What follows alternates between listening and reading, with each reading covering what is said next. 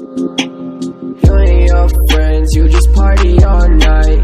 We should kick it, yeah, we should catch a vibe. आज का हमारा topic है एल्कोहल का निर्जलीकरण और उसकी क्रिया विधि। एनसीईआरटी 12th क्लास में ये क्वेश्चन कई बार पूछा जाता है कि निर्जलीकरण की क्रिया किसे कहते हैं और एल्कोहल में निर्जलीकरण की क्रिया कितने चरणों में संपन्न होती है, उसकी क्रिया विधि क्या है। तो आज हम उसी के बारे में चर्चा करने वाले हैं। तो सबसे पहले हम जान लेते हैं कि निर्जलीकरण किसे कहते हैं।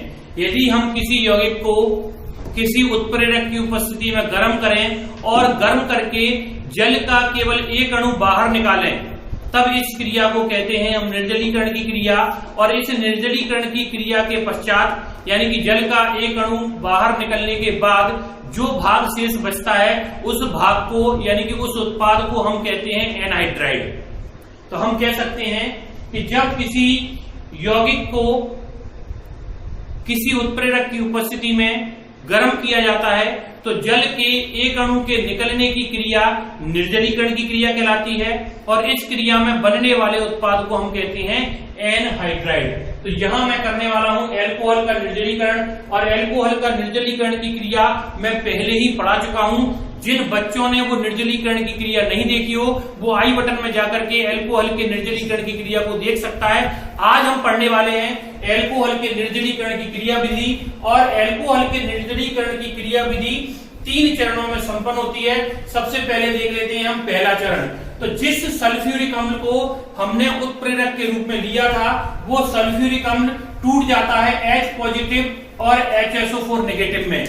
अब ये H पॉजिटिव आयन जो H2SO4 के टूटने से प्राप्त हुआ है, ये H पॉजिटिव आयन एल्कोहल के OH समूह से जाकर के जुड़ जाता है और बदल जाता है प्रोटीनीकृत एल्कोहल में यानी कि ऑक्सीनियम आयन में। अब हम समझ लेते हैं कि जब H2SO4 का H पॉजिटिव आयन एल्कोहल से क्रिया करता है तो किस प्रकार बनता है प्रोटीनीकृत एल्कोहल या ऑक्सीनियम आयन।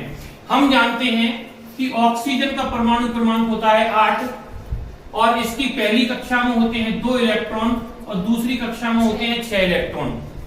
हम जानते हैं कि पहली कक्षा भर चुकी है तो वो बंध निर्माण में भाग नहीं लेगी, क्योंकि हम पहले ही जान चुके हैं कि बंध निर्माण में केवल बाह्यतम कक्षा के इलेक्ट्रॉन भाग लेते हैं और ऑक्सीजन की बाह्यतम कक्षा है दूसरी जिसमें कि उपस्थित है 6 इलेक्ट्रॉन। और इस ऑक्सीजन को अपना अष्टक पूरा करने के लिए केवल 2 इलेक्ट्रॉनों की आवश्यकता होगी और उन 2 इलेक्ट्रॉनों को प्राप्त करने के लिए ऑक्सीजन के 2 इलेक्ट्रॉन हाइड्रोजन के इलेक्ट्रॉनों से आपस में क्रिया कर लेंगे और एक बंध का निर्माण हो जाएगा।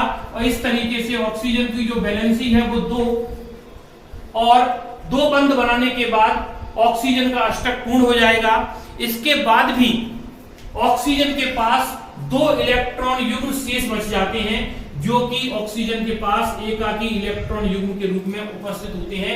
ये बात हमें पहले से ही पता होना चाहिए कि ऑक्सीजन की वैलेंसी 2 होती है और इस ऑक्सीजन के पास 2 एकाकी इलेक्ट्रॉन युग्म होते हैं जिन्होंने बंध निर्माण में भाग नहीं लिया है। यानी कि इन इलेक्ट्रॉन युग्मों को हम कह सकते हैं अनाबंधी इलेक्ट्रॉन युग्म। तो जब H2SO4 द्वारा त्यागा गया H पॉजिटिव आयन C2H5OH से क्रिया करने के लिए आता है तो इस H पॉजिटिव के पास कोई भी इलेक्ट्रॉन नहीं है, क्योंकि हम जानते हैं कि हाइड्रोजन के पास केवल 1 इलेक्ट्रॉन होता है और वो इलेक्ट्रॉन जा चुका है HSO4 नेगेटिव के पास। अब इस H पॉजिटिव के पास कोई भी इलेक्ट्रॉन नहीं बचा है, इसने अपना इलेक्ट्रॉन दे दिया है, इसलिए इस पर धनावेश आ गया है।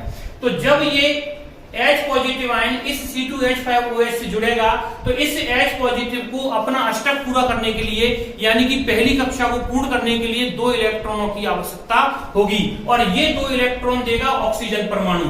तो यहां हम देख रहे हैं कि ये मैंने लिख दिया है C2H5OH और इस C2H5OH में इस ऑक्सीजन से जुड़ा हुआ है एक हाइड्रोजन और इस हाइड्रोजन के जुड़ने के बाद भी इस ऑक्सीजन के पास अभी भी 2 इलेक्ट्रॉन युग्म शेष हैं।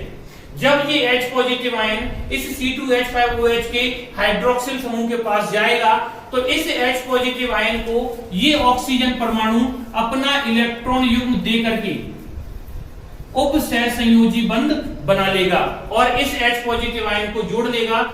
चूंकि यह धनावेश अब हाइड्रोजन से स्थानांतरित होकर के ऑक्सीजन पर आ गया है तो इसे कहते हैं हम प्रोटोनीकृत एल्कोहल, यानी कि हमने एल्कोहल में एक प्रोटॉन को जोड़ दिया है। तो हम कह सकते हैं कि जब एल्कोहल में H पॉजिटिव आयन यानी कि प्रोटॉन को जोड़ दिया जाता है तो जिस आयन का निर्माण होता है उस आयन को हम कहते हैं प्रोटोनीकृत एल्कोहल या ऑक्सीनियम आयन। तो पहले चरण में हमने क्या देखा कि पहले चरण में उत्प्रेरक टूट जाता है H पॉजिटिव आयन और HSO4 नेगेटिव आयन में। इस H पॉजिटिव आयन को ग्रहण कर लिया जाता है एल्कोहल के द्वारा और बदल जाता है ऑक्सीनियम आयन में। यहां तक की क्रिया प्रथम स्टेप में पूर्ण हो चुकी है। अब हम देख लेते हैं दूसरे चरण में क्या होगा। तो प्रथम चरण में बना हुआ प्रोटोनीकृत एल्कोहल यानी कि ऑक्सीनियम आयन अब टूट जाएगा और टूट करके ये H और OH निकल जाएंगे आपके जल के अणु में और यहां अपनी निर्जलीकरण की क्रिया संपन्न हो जाएगी। लेकिन हम देख रहे हैं कि ये जो हमको दिख रहा है CH3CH2 HOH, इसमें इस ऑक्सीजन पर धनावेश है, इसीलिए हम कह रहे हैं इसको ऑक्सीनियम आयन। अब इस ऑक्सीनियम आयन में से H2O बाहर निकल चुका है एक उदासीन अणु के रूप में और ये जो धनावेश है अब आ चुका है इस वाले कार्बन से, क्योंकि इसी वाले कार्बन से जो है H2O टूटा है और बाहर निकल चुका है जल के अणु के रूप में। तो यहाँ का जो धनावेश था जो कि अभी ऑक्सीजन पर दिख रहा था, अब वो धनावेश आ चुका है इस कार्बन पर और हम यहाँ लिखेंगे CH3 CH2 और CH2 के कार्बन पर आ जाएगा एक धनावेश और ये बन चुका है हमारा कार्बोधनायन। यानी कि हम कह सकते हैं पहले चरण में बना हुआ ऑक्सीनियम आयन यानी कि प्रोटोनीकृत एल्कोहल टूट जाता है और टूट करके जल के अणु को बाहर निकाल देता है और वो बदल जाता है कार्बोधनायन में। तीसरे चरण में यही कार्बोधनायन एक H पॉजिटिव आयन यानी कि एक प्रोटॉन को त्याग देता है और त्याग करके वो बदल जाता है इथीन में यानी कि एल्कीन में। और इस प्रकार से त्यागा गया H पॉजिटिव आयन पहले चरण में शेष बचे हुए HSO4 नेगेटिव आयन से क्रिया कर लेता है और पुनः H2SO4 का निर्माण कर लेता है।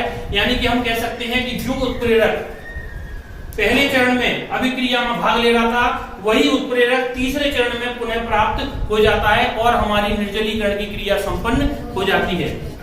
इस प्रकार हम कह सकते हैं कि एल्कोहल की निर्जलीकरण की क्रिया में प्रथम चरण में H पॉजिटिव आयन को ग्रहण कर लिया जाता है एल्कोहल के द्वारा और हमें प्राप्त होता है ऑक्सीनियम आयन। दूसरे चरण में यही ऑक्सीनियम आयन जल के एक अणु को त्याग करके बदल जाता है कार्बोधनायन में और तीसरे चरण में यही कार्बोधनायन एक H पॉजिटिव आयन यानी कि एक प्रोटॉन को त्याग देता है और बदल देता है एल्कीन में और तीसरे चरण में हमें मुख्य उत्पाद के रूप में एल्कीन प्राप्त हो जाता है और ये बना हुआ जो प्रोटॉन है वो पहले चरण के HSO4 नेगेटिव आयन से आपस में क्रिया कर लेता है और H2SO4 यानी कि पुनः उत्प्रेरक का निर्माण हो जाता है और इस तरीके से ये एल्कोहल के निर्जलीकरण की क्रिया संपन्न हो जाती है।